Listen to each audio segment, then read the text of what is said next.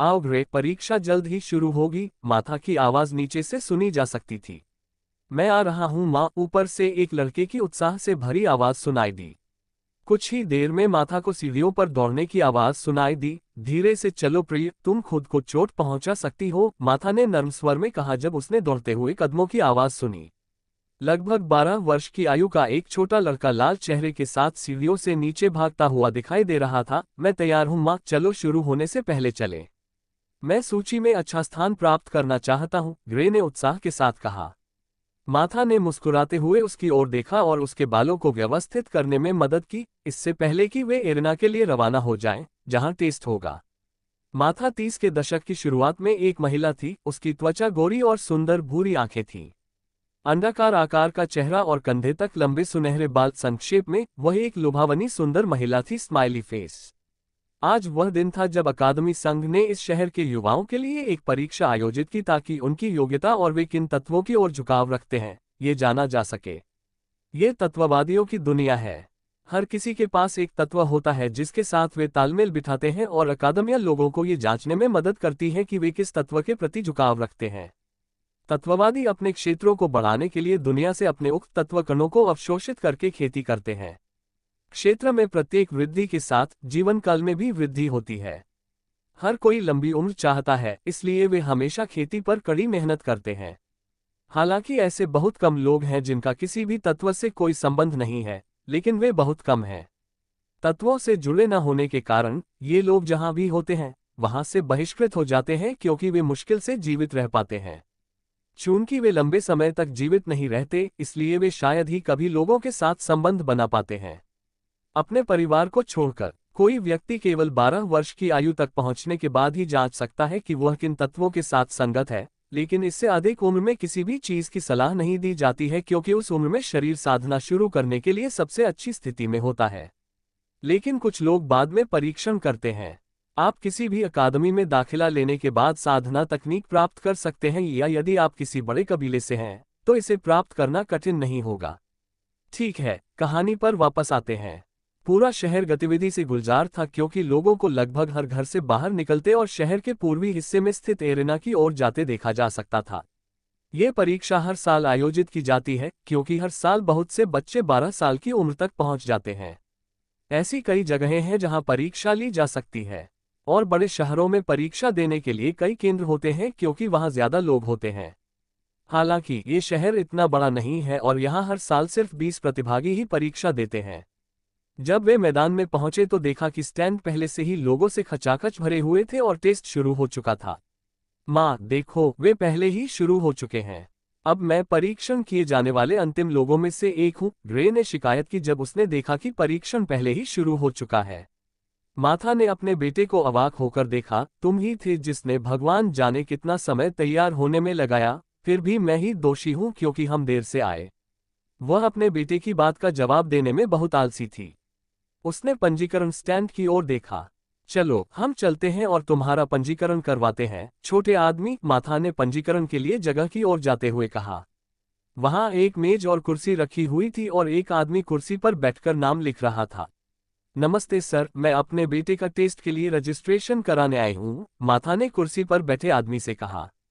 ठीक है, उसका नाम क्या है और उसकी सही उम्र क्या है?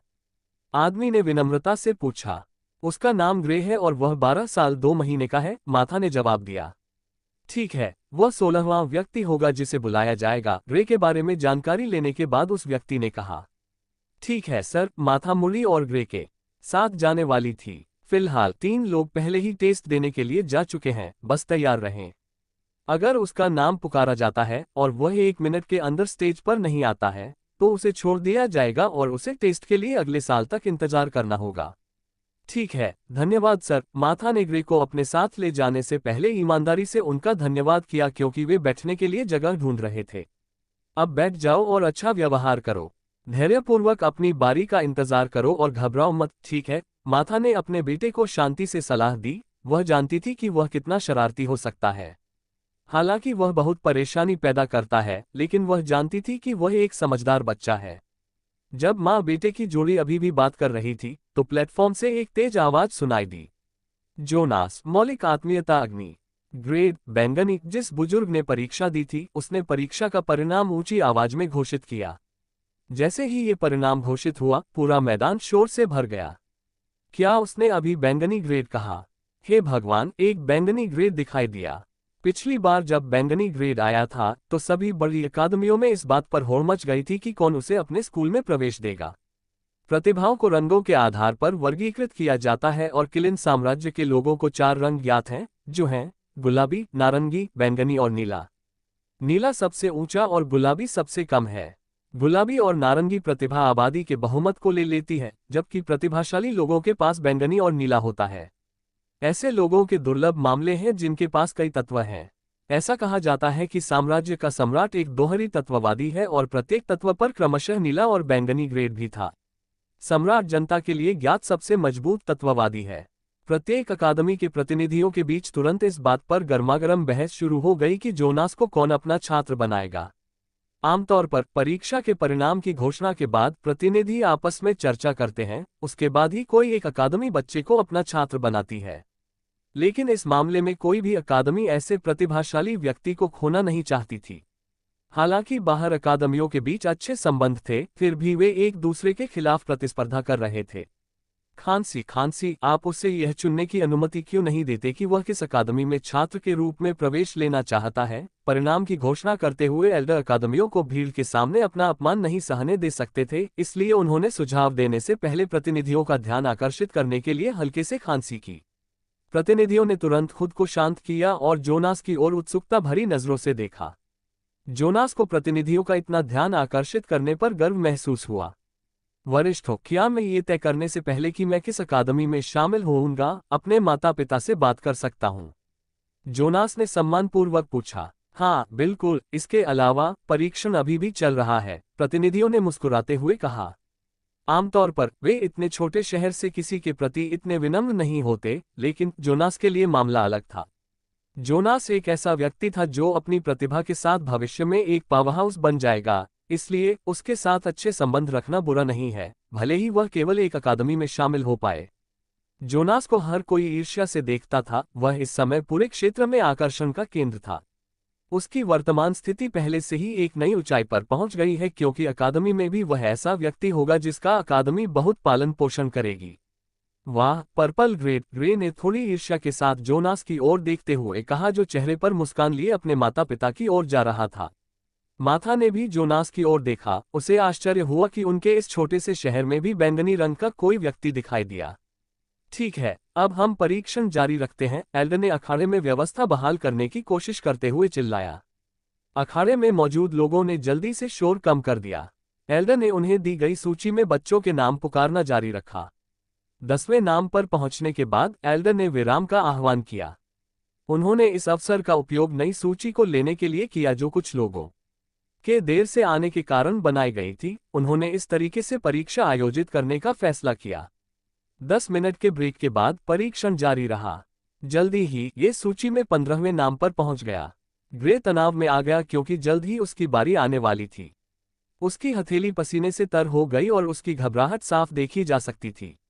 शांत हो जाओ प्रिय, सब ठीक हो जाएगा। माथा ने तुरंत ग्रे के पसीने से तर हाथों को पकड़ लिया ताकि वह उस तनाव को दूर कर सके जिससे वह वर्तमान में गुजर रहा था।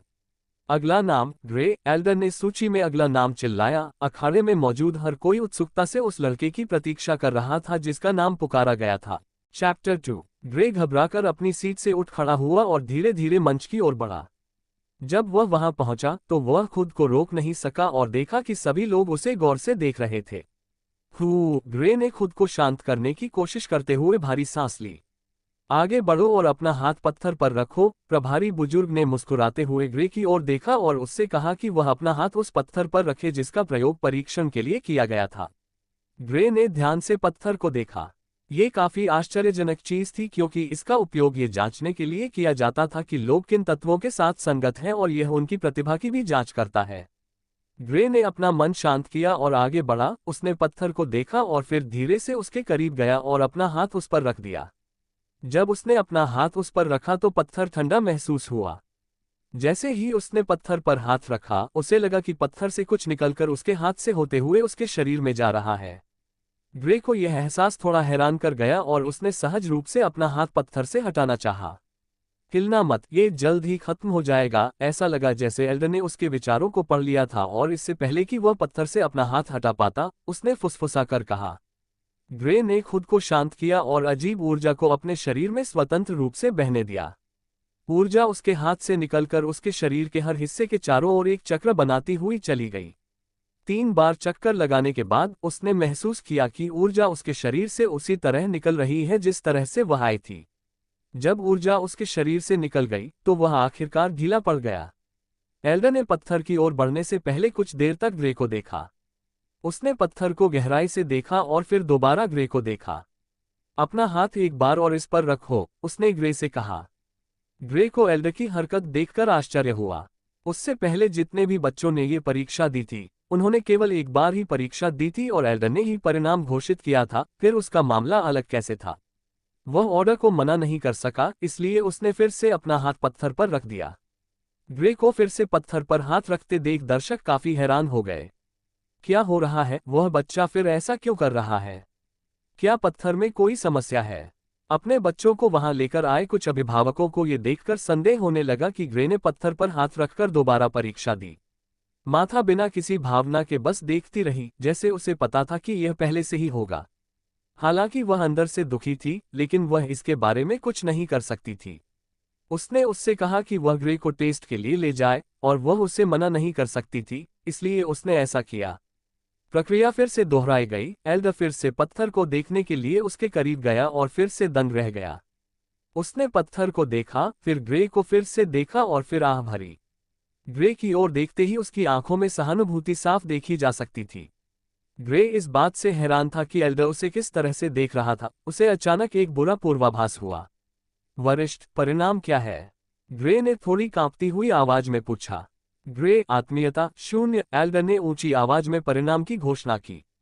तारांकन बूम। ऐसा लगा जैसे ग्रे पर बिजली गिर पड़ी। वह वहीं स्तब्ध खड़ा रहा और बस एल्डर को देखता रहा। क्या 0 आत्मीयता? उसका कोई आत्मीयता कैसे नहीं हो सकता? ये कैसे संभव है?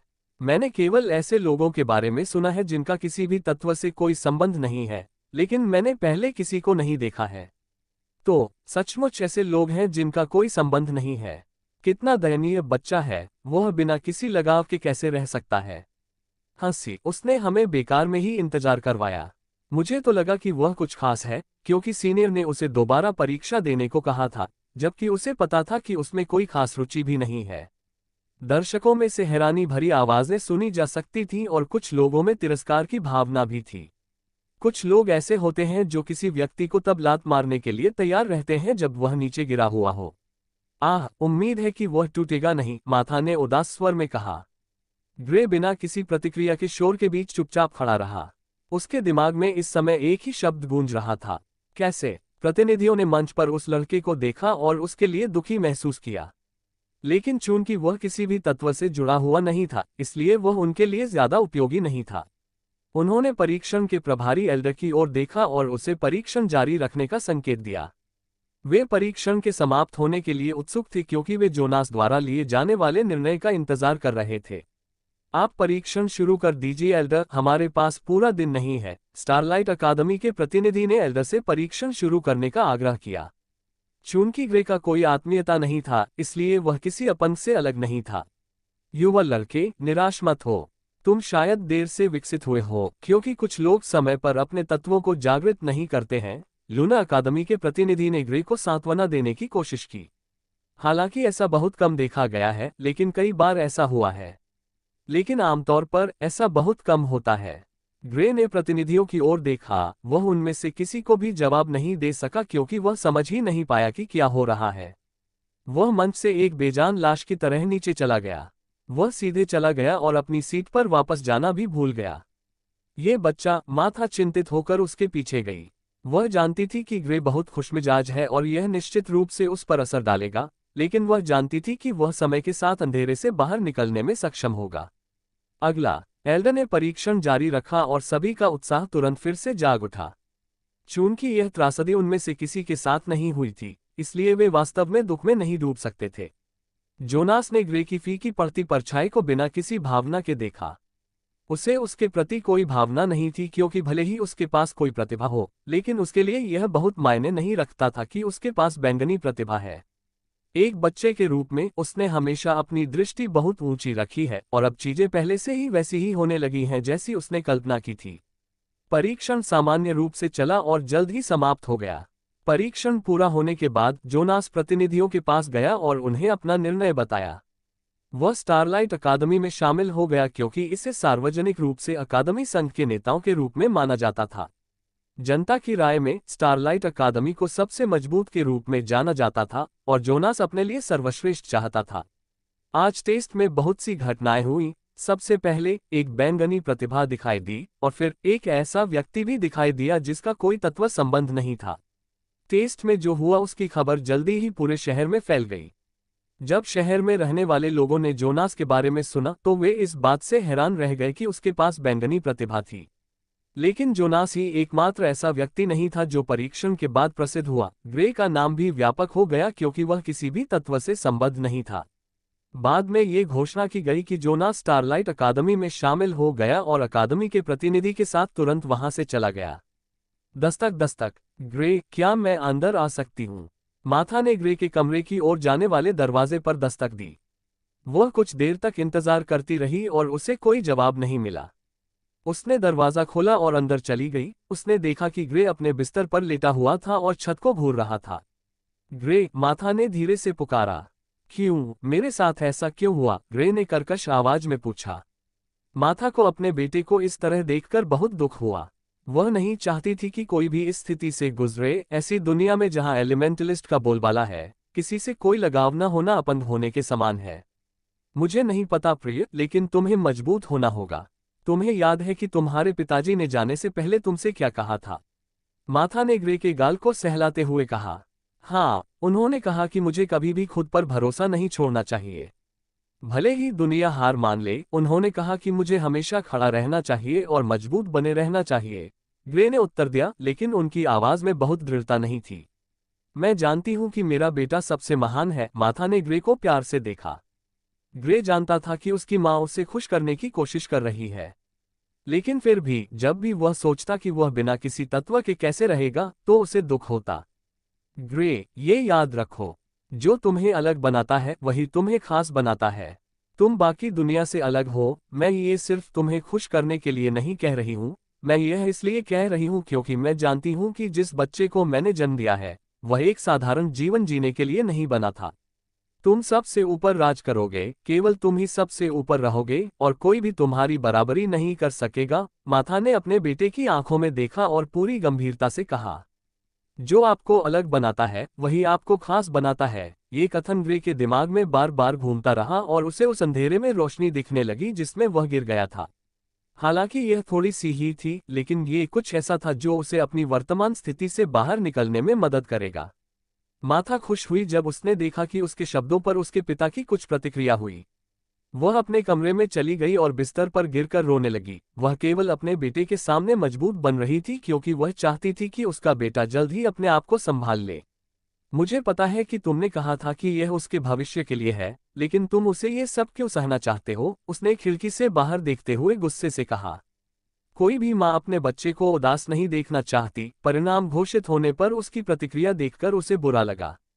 तारांकन तारांकन तारांकन तारांकन तारांकन तारांकन तारांकन तारांकन तारांकन तारांकन तारांकन तारांकन। कहीं दूर। अब तक तो वह 12 साल का हो चुका होगा। समय वाकई बहुत तेजी से बीतता है। मुझे आश्चर्य है कि यह जानने के बाद वह कैसी प्रतिक्रिया देगा। मुझे उम्मीद है कि माथा उसे उसके बुरे मूड से बाहर निकाल पाएगी। इतना ही नहीं, मुझे भी उनकी याद आती है, एक आवाज ने लालसा से भरकर कहा। Chapter 3 awakening. रेड सिटी के उत्तर पश्चिम में जंगल में एक चट्टानी जगह पर एक छोटा लड़का दिखाई दे रहा था, जो अपने हाथों को घुटनों पर रखे हुए खड़ा था और जोर जोर से हाँफ रहा था। थक कर झुकते हुए उसकी ठुड्डी से पसीना टपक रहा था। जब उसने अपना चेहरा ऊपर उठाया तो उसका चेहरा बेहद खूबसूरत दिखाई दे रहा था। उसके छोटे काले बाल थे और उसका चेहरा उल्टा त्रिकोणीय आकार का था। उसके होंठ धनुष के आकार के थे और उसकी आंखें खूबसूरत काली थीं। उसकी त्वचा हर दिन बहुत देर तक धूप में रहने की वजह से टोंड थी। उसकी लंबाई 5-7 थी और उसका शरीर पतला था। उसकी छेनी जैसी मांसपेशियां उसे और भी शानदार बनाती थीं। कोई भी लड़की उसके लिए सिर से पांव तक दीवानी हो सकती है। ग्रे खड़ा हुआ और अपने हाथों को देखा जो उसकी उम्र के हिसाब से खुरदरे लग रहे थे। परीक्षण के दिन से 3 साल बीत चुके हैं। कुछ समय तक उदासी में डूबने के बाद वह खुद को संभालने में सक्षम हो गया। एक दिन रात के खाने के दौरान माथा ने सुझाव दिया कि उसे अपने शरीर को प्रशिक्षित करना शुरू कर देना चाहिए, क्योंकि ऐसा कोई तरीका नहीं है जिससे वह उस तत्व का उपयोग करके इसे निखार सके जो बदले में उसे स्वस्थ रखेगा। पहले तो उसने इस विचार को अस्वीकार कर दिया, लेकिन माथा के कई बार समझाने के बाद उसने आखिरकार इसे आजमाने का फैसला किया। ग्रे ने इस विचार को अपनाया और तब से प्रशिक्षण लेना शुरू कर दिया। अब तक 3 साल हो चुके हैं।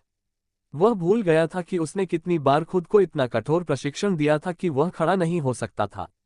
वह हमेशा से एक दृढ़ निश्चयी व्यक्ति रहा है, इसलिए उसने फैसला किया कि अगर वह साधना नहीं कर सकता तो वह अपनी सारी ऊर्जा अपने शरीर को निखारने में लगाएगा।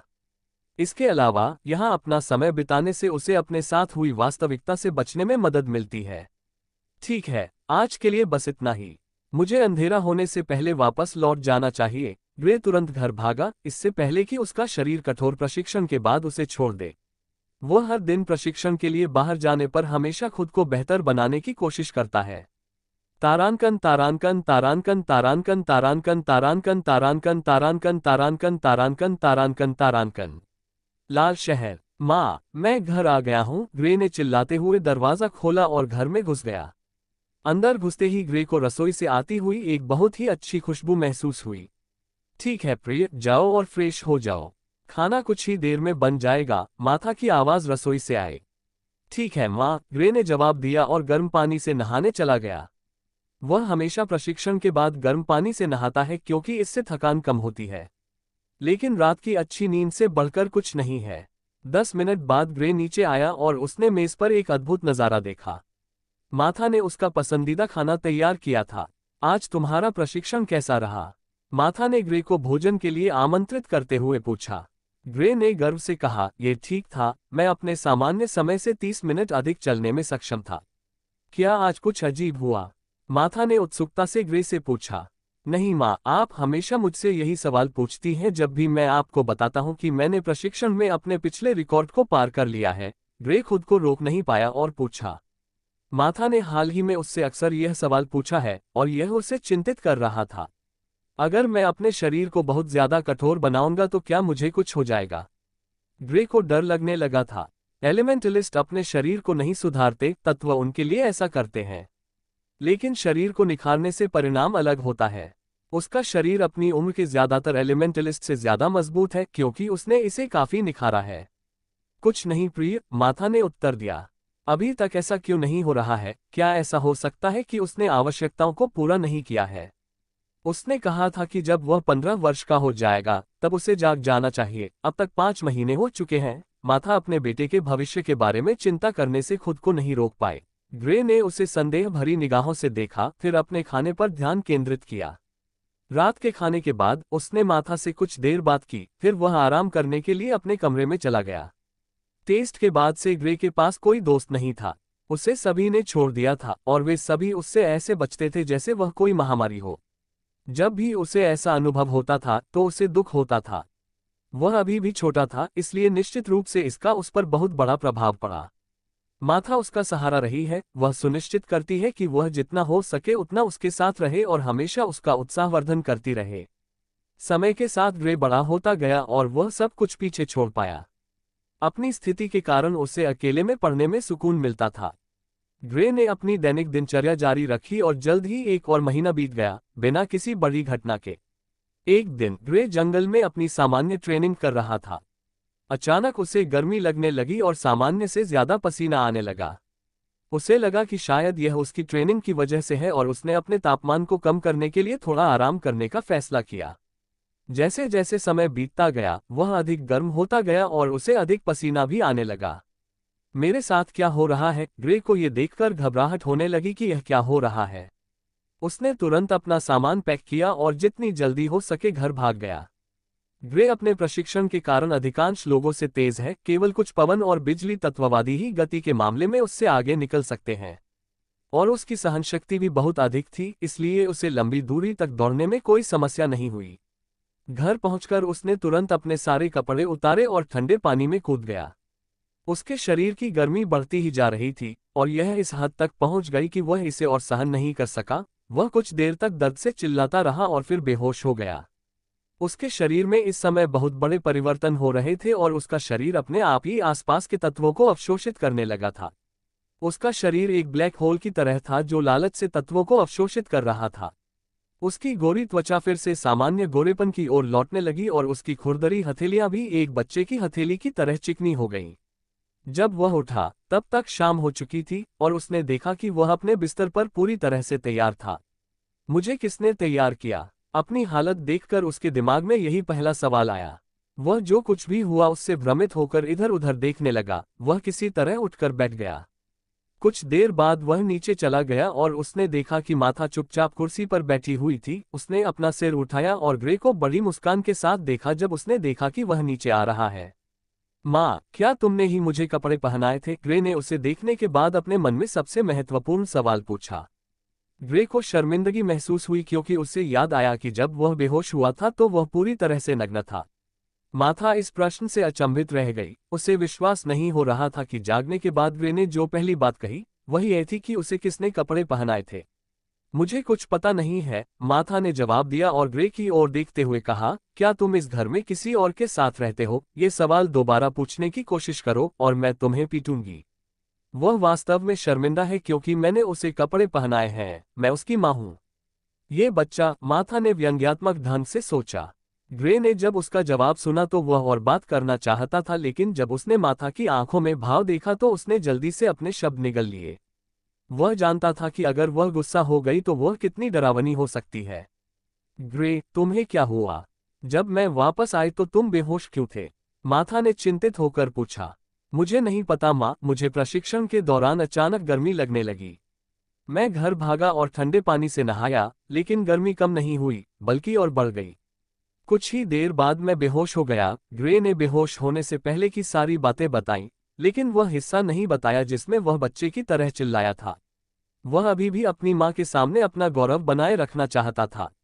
माथा ने जब ये सुना तो वह तुरंत गहरी सोच में डूब गई। उसने ग्रे की तरफ देखा और फिर उठकर उसके लिए खाना लाने के लिए रसोई की तरफ चल दी। जैसे ही वह उसके पास से गुजरी वह वहीं जम गई और फिर से उसे सिर से पैर तक देखने लगी। ग्रे अपनी माँ के अचानक व्यवहार से आश्चर्यचकित हो गया और यह सोचकर डरने लगा कि उसकी माँ नाराज है। ग्रे, क्या तुमने अपनी त्वचा में परिवर्तन देखा? माथा ने पूछा। उसे अच्छी तरह याद था कि सुबह वह कैसा दिखता था। ग्रे ने वास्तव में अपनी त्वचा में आए बदलाव पर ध्यान नहीं दिया और उसे देखा। उसने जो देखा उससे वह अचंभित रह गया। ये कैसे संभव है? उसने अपनी त्वचा को देखा और उसकी नजरें अपनी हथेली पर चली गईं। माथा ने उसे और भी हैरान होकर देखा। उसकी त्वचा का रंग अचानक कैसे बदल सकता है?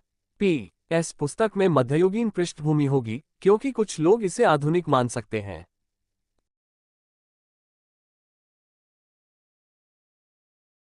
Chapter 4 cultivation.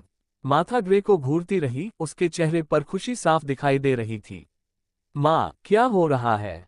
ग्रे ने पूछा। वह सही था। वह भाग्यशाली है कि उसने मुझसे झूठ नहीं बोला। माथा खुश थी।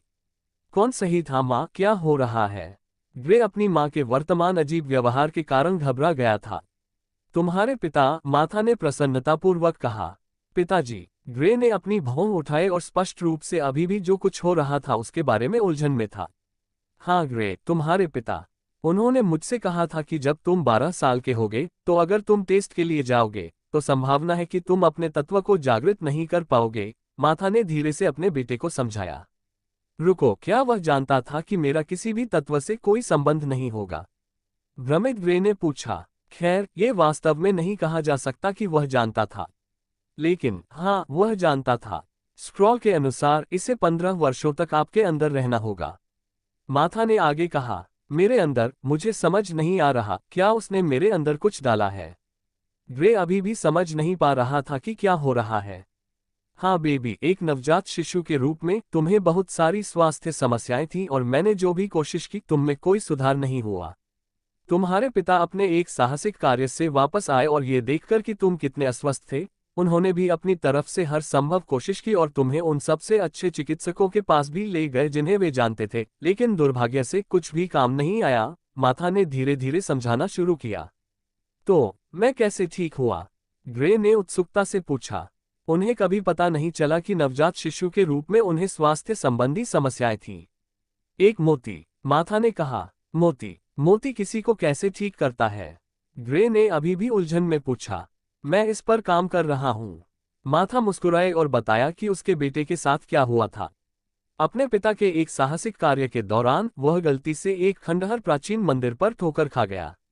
उसने मंदिर के एक गुप्त कमरे के बीच में असंख्य रंगों वाला एक मोती धीरे धीरे घूमता हुआ देखा। घूमते हुए मोती के नीचे एक शास्त्र था। इसे पढ़ने के बाद वह उसमें निहित जानकारी से चकित रह गया। उसने जल्दी से मोती और साधना तकनीक रख ली। हाँ, साधना तकनीक, जिसे वह शास्त्र समझ रहा था, वह एक साधना तकनीक थी। उसे मोती से मिली अनुभूति याद आ गई और उसे यकीन हो गया कि यह नकली नहीं है। साधना तकनीक का वर्णन अनोखा था। इसमें कहा गया था कि 15 साल बाद जब कोई मोती के साथ आत्मसात हो जाता है, तो वह सभी तत्वों को नियंत्रित करने में सक्षम हो जाता है। ये देखकर उसने इसे विकसित करना चाहा, लेकिन अफसोस, इसमें एक पेंच था। सबसे पहले, मोती केवल उसी शरीर के साथ आत्मसात हो सकता है जिसमें अभी तक कोई तत्व जागृत न हुआ हो, और शरीर के साथ पूरी तरह आत्मसात होने में उसे 15 साल लगेंगे। जब उन्हें एहसास हुआ कि अब उनका इस्तेमाल करना संभव नहीं है, तो उन्होंने दुख के साथ मोती और खेती की तकनीक को अपने पास रख लिया। ग्रे के जन्म के एक हफ्ते बाद वे घर आए और उन्हें एहसास हुआ कि उनके बेटे की क्या स्थिति है। हर संभव कोशिश करने के बाद भी उसे बचाने का कोई रास्ता नहीं था, इसलिए उन्होंने अपनी सारी उम्मीदें मोती पर लगा दी। यदि मोती में इतनी अद्भुत क्षमता है कि वह किसी को सभी तत्वों को प्रशिक्षित करने की क्षमता दे सकता है, तो किसी को बचाना असंभव नहीं होगा। जब उन्होंने यह विचार सामने रखा तो माथा ने मना कर दिया। कौन सी माँ अपने बच्चे में एक अज्ञात मोती रखने की अनुमति देगी? लेकिन जब उसके पति ने उसे समझाया और देखा कि ग्रे को बचाने के लिए वे कुछ नहीं कर सकते, तो उसने अपने दांत पीसते हुए इसे स्वीकार कर लिया। 2 दिन बाद उसका बच्चा उतना ही स्वस्थ था जितना कि उसे होना चाहिए था। हालांकि वह फिर भी ग्रे को परीक्षण में भाग लेने के लिए ले गई, लेकिन उसे नहीं पता था कि वह तब अपना तत्व जागृत कर पाएगा या नहीं। उसे ये भी उम्मीद थी कि वह एक तत्व जागृत कर सकता है, लेकिन दुर्भाग्य से ऐसा नहीं हुआ। ग्रे को इस बारे में बताने का विचार उसके मन में तब आया जब उसने देखा कि परीक्षण के बाद वह कितना उदास था। लेकिन फिर क्या होगा अगर 15 साल की उम्र तक पहुंचने के बाद भी उसमें कोई तत्व जागृत न हो? तब वह उसे क्या बताएगी? वह 12 साल की उम्र में इसे जागृत न करने से भी ज्यादा सदमे में होगा। यहाँ तक कि वह भी उम्मीद खोने लगी थी जब 15 साल की उम्र पार करने के बाद भी उसमें कोई बदलाव नहीं आया। स्क्रॉल में कहा गया था कि ग्रे को अपने शरीर को बेहतर बनाने के लिए शारीरिक व्यायाम का इस्तेमाल करना चाहिए, जो वह पिछले 3 सालों से कर रहा था। इसलिए ये समझ में आता है कि उसे इस बारे में डर लगने लगा था। ग्रे जो कुछ सुन रहा था उससे स्तब्ध होकर बैठ गया। लेकिन तुमने मुझे पहले क्यों नहीं बताया? उसने पूछा। जब तुम 15 वर्ष के हो गए तो क्या तुमने अपना तत्व जागृत कर लिया था? माथा ने पूछा। ग्रे ने अपना सिर हिलाया। मुझे पता है कि यह एक तुच्छ बहाना लगता है, लेकिन अगर मैं आपसे कहूं कि आपके अंदर कुछ रखा गया है और आप 12 साल की उम्र तक अपने तत्व को जागृत नहीं कर पाएंगे, बल्कि 15 साल की उम्र तक, तो आप मुझ पर विश्वास नहीं करेंगे, क्योंकि यह हर जगह ज्ञात है कि कोई व्यक्ति अपने तत्वों को केवल 12 साल की उम्र तक ही जागृत कर सकता है। हालांकि कुछ देर से विकसित होने वाले लोग भी होते हैं। जन्म से इसकी भविष्यवाणी नहीं की जा सकती। शायद परीक्षण के बाद आपको लगने लगे कि मैंने जो कहा वह सच था, लेकिन 15 साल की उम्र के बाद क्या होगा? फिर क्या? यहाँ तक कि मैं भी उम्मीद खोने लगा था, माथा ने शांति से कहा। माथा की व्याख्या सुनकर ग्रे को पता चल गया कि वह सही थी। अगर वह उससे कहती कि वह 12 बजे तक अपने तत्व को नहीं जगाएगा, तो वह कभी भी इस पर विश्वास नहीं करता। जब उसने सोचा कि नवजात शिशु के बीमार स्वभाव के कारण उसके माता पिता को कितनी तकलीफों का सामना करना पड़ा होगा, तो वह उनके प्रति कृतज्ञ महसूस करता है। कम से कम उन्होंने उम्मीद नहीं छोड़ी, भले ही इसका मतलब अज्ञात मूल के मोती पर अपनी आखिरी उम्मीद लगाना था। कम से कम वे अपने बच्चे को बचाना चाहते थे। यद्यपि उसके मन में यह विचार आया कि यह सब नकली है और शायद उसे मार दिया जाएगा, फिर भी उसे याद आया कि उस समय उसकी माँ ने क्या कहा था। वह तो वैसे भी मर रहा था। कुछ समय बाद उसे तुरंत याद आया कि उसने क्या सुना था। तो अब मैं एक एलिमेंटलिस्ट बन सकता हूँ? ग्रे ने फिर से पूछा, बस सुनिश्चित करने के लिए। हाँ, कोई साधारण तत्ववादी नहीं, बल्कि वह जो सभी तत्वों को नियंत्रित करता है, माथा ने खुशी से ग्रे का हाथ पकड़ते हुए कहा। सभी तत्वों पर नियंत्रण, ये बात उसके कानों में गूंजती रही। कोई व्यक्ति सभी तत्वों पर कैसे नियंत्रण रख सकता है? ग्रे ने आश्चर्य से पूछा। मुझे नहीं पता बेबी, लेकिन मुझे इतना पता है कि तुम्हारे पापा मुझसे कभी झूठ नहीं बोलेंगे और तुम्हें कोई नुकसान नहीं पहुंचाएंगे, माथा ने कहा। यहाँ रुको, मैं आ रही हूँ। माथा अपने कमरे में भागी और एक पुराना स्क्रॉल ले आए। उसने ग्रे को देखा और फिर उसे शांति से ग्रे को सौंप दिया। इसका ध्यानपूर्वक अध्ययन करो, उसने स्क्रॉल ग्रे को सौंपते हुए कहा। ग्रे ने स्क्रॉल को उससे ले लिया, लेकिन उसे अभी भी समझ नहीं आया कि क्या करना है। उसने स्क्रॉल को खोलने से पहले उसका बारीकी से अध्ययन किया। फिर उसने बड़ी उत्सुकता से उसे देखा। स्क्रॉल ने उसे तकनीक विकसित करने का सटीक तरीका दिखाया। मोती के बिना कोई भी व्यक्ति तकनीक तो प्राप्त कर सकता है, लेकिन कभी भी तकनीक विकसित नहीं कर पाएगा। ग्रे ने आखिरकार अपने विचारों को शांत किया। कोई आश्चर्य नहीं कि माँ इतनी आश्वस्त थी। ये वास्तव में इसके लायक है, ग्रे ने खुशी से सोचा। ग्रे को लगा जैसे उसने कुछ वापस पा लिया है। यह एक इच्छा थी, मजबूत बनने की इच्छा। जब से वह छोटा था, वह हमेशा सबसे मजबूत बनना चाहता था, लेकिन वह इच्छा परीक्षा के समय मर गई। लेकिन अब आग अचानक फिर से भड़क गई है और आग पहले से कहीं ज्यादा तेज जल रही थी। मैं अंततः खेती कर सकता हूँ, मैं निश्चित रूप से कड़ी मेहनत करूंगा। ग्रे ने अपनी मुट्ठियां कसकर बंद कर ली। ग्रे अपने कमरे में भागा क्योंकि वह खेती शुरू करने के लिए और इंतजार नहीं कर सकता था। उसने इतने लंबे समय तक इंतजार किया था और अब आखिरकार वह खेती शुरू कर सकता है। माथा ने ग्रे को अंदर जल्दी जल्दी जाते हुए देखा और उसे रोकने के लिए कुछ नहीं किया। वह जानती थी कि वह कितना बुरी तरह से एलिमेंटलिस्ट बनना चाहता था। वह उसके लिए खुश थी, अब वह शीर्ष पर अपनी चढ़ाई शुरू कर सकता है। वह जानती थी कि यह आसान नहीं होगा क्योंकि उसे बहुत सारी बाधाओं का सामना करना पड़ेगा, लेकिन उसे विश्वास था कि वह निश्चित रूप से उन पर काबू पा लेगा। वह अपनी यात्रा में पहले से ही ऐसी बाधाओं में से एक को पार कर चुका है, और यह सबसे कठिन भी था।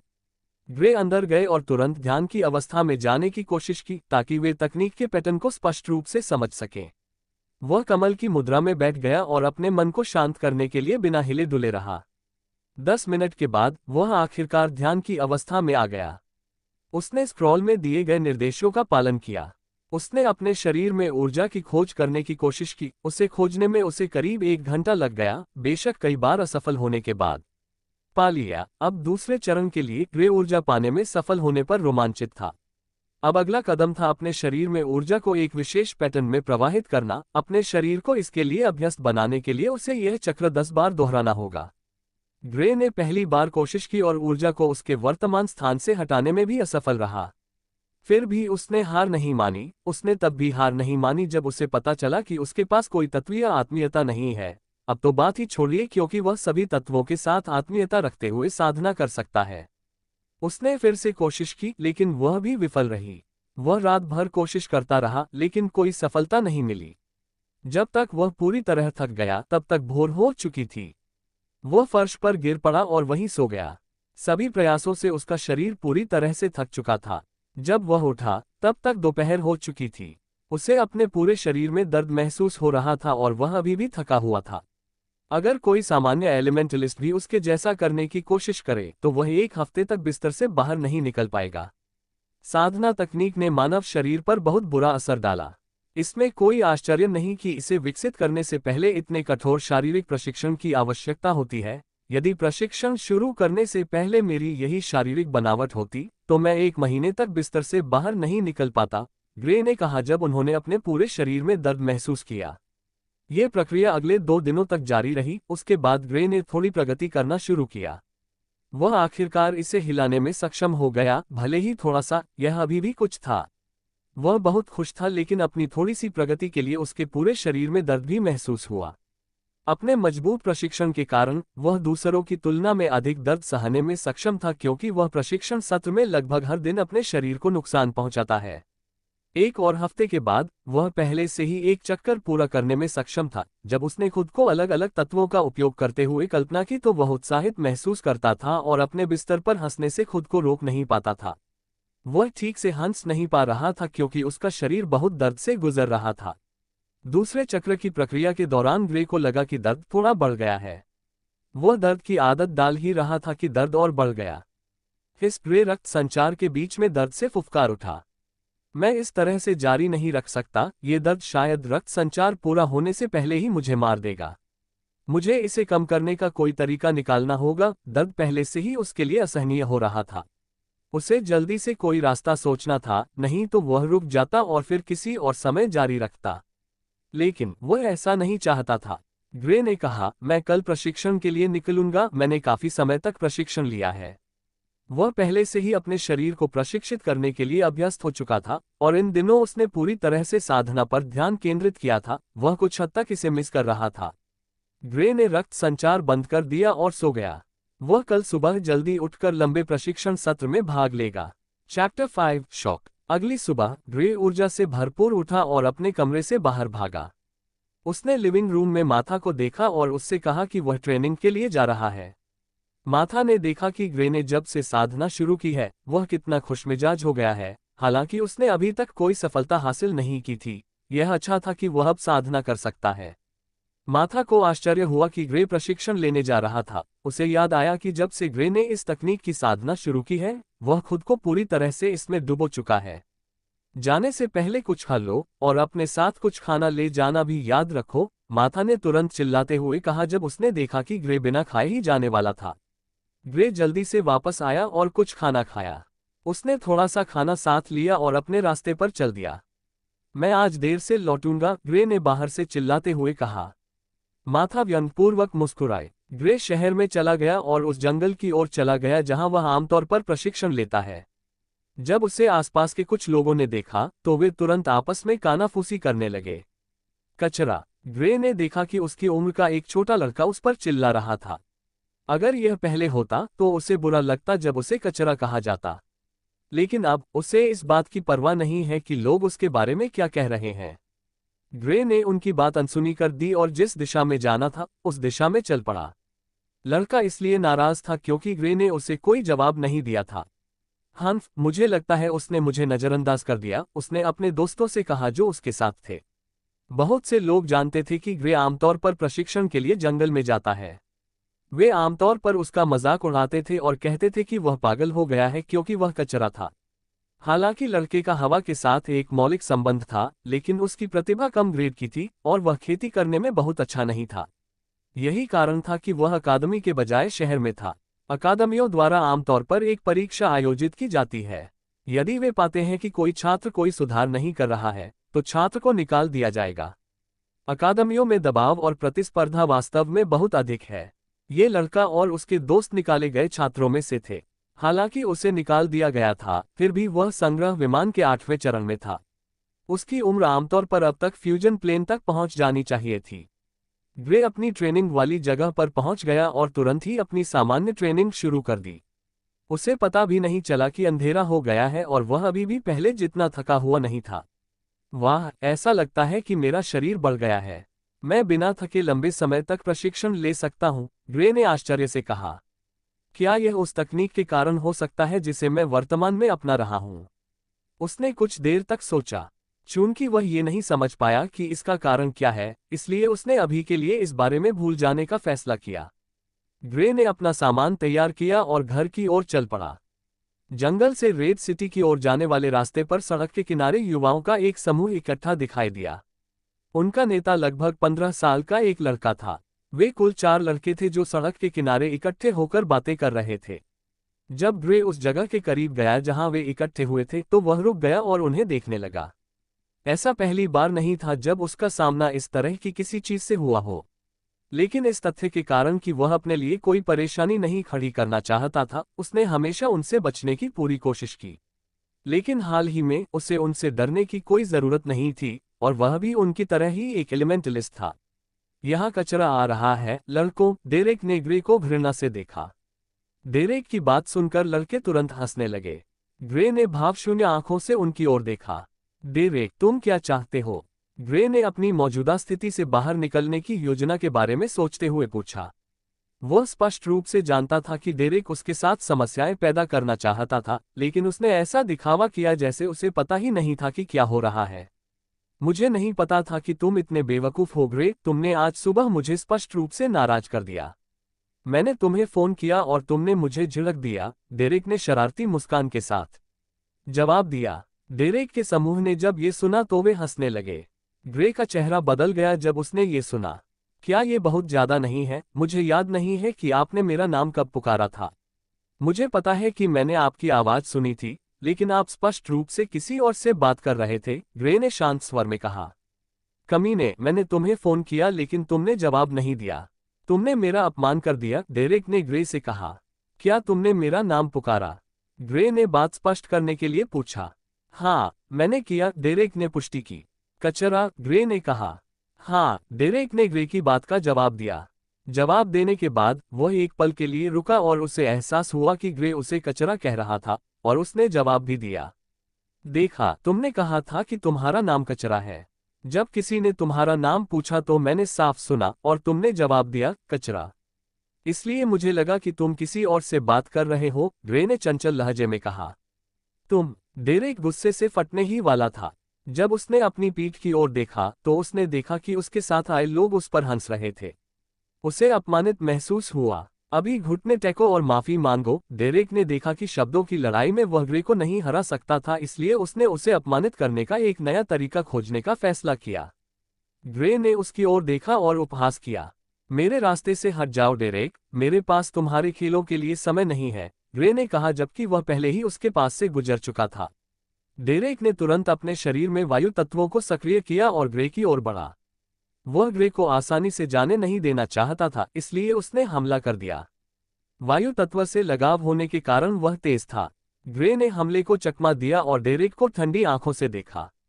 चूंकि ग्रे ने बहुत प्रशिक्षण लिया था, हालांकि वह किसी भी तत्व का उपयोग नहीं कर सकता था, लेकिन उसकी प्रतिक्रियाएं तेज थीं और साथ ही उसकी इंद्रियां भी तीव्र थीं।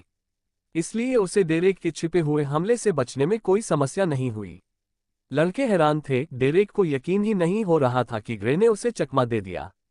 वह ग्रे को चोट नहीं पहुंचाना चाहता था, इसलिए उसने ज्यादा कुछ नहीं किया, लेकिन यह ऐसी चीज नहीं थी जिसे ग्रे चकमा दे सके। डेरेक, तुम क्या कर रहे हो? ग्रे ने ठंडे स्वर में पूछा। हन्फ, अपने आप पर बहुत ज्यादा गर्व मत करो क्योंकि तुम मेरे हमले से बचने में सफल रहे, डेरेक ने गुस्से से कहा। उसने फिर से वायु तत्वों को सक्रिय किया और ग्रे की ओर बढ़ा।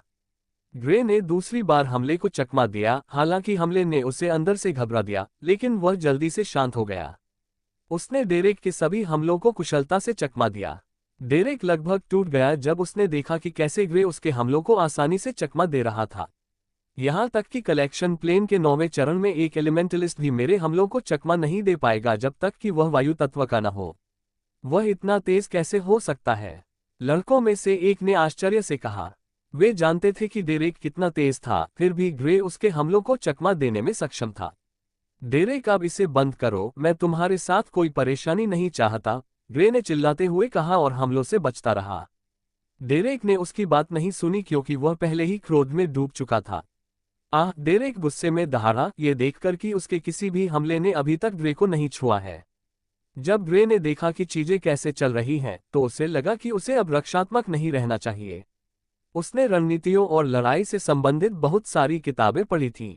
हालांकि पढ़ना और करना दो अलग अलग चीजें हैं, लेकिन वह जल्दी से चीजों को समझने में सक्षम था। डेरेक ने हवा के झोंके से ग्रे की ओर एक बेतहाशा मुक्का मारा। ग्रे ने हमले से बचने के लिए अपना सिर झुका लिया। डेरेक का शरीर पूरी तरह से खुला हुआ और रक्षाहीन था। ग्रे ने तुरंत डेरेक की छाती पर मुक्का मारा। जब मुक्का लगा तो डेरेक तुरंत उड़ गया। वह सड़क के किनारे एक पेड़ से टकराया और तुरंत बेहोश हो गया। ग्रे दंग रह गया। वह इतने लंबे समय से प्रशिक्षण ले रहा था, लेकिन उसने कभी अपनी ताकत का परीक्षण नहीं किया था। उसने केवल अपनी गति पर ध्यान दिया। उसने अपने हाथों को आश्चर्य से देखा। देख रहे लड़के अवाक रह गए। उनका मुंह खुला रह गया, एक अंडा उसमें समा सकता था। उन्होंने बेहोश डेरेक की ओर देखा और फिर ग्रे की ओर देखा। ग्रे कुछ देर तक खड़ा रहा और फिर घर की ओर चल पड़ा। उसे आश्चर्य हुआ, यह उसका पहला मुकाबला था और उसने जीत हासिल की। जब वह घर पहुंचा तो उसने माथा से डेरेक के साथ अपनी मुठभेड़ के बारे में कुछ नहीं कहा। खाने के बाद उसने गर्म पानी से स्नान किया, उसके बाद उसे खेती करने का विचार आया।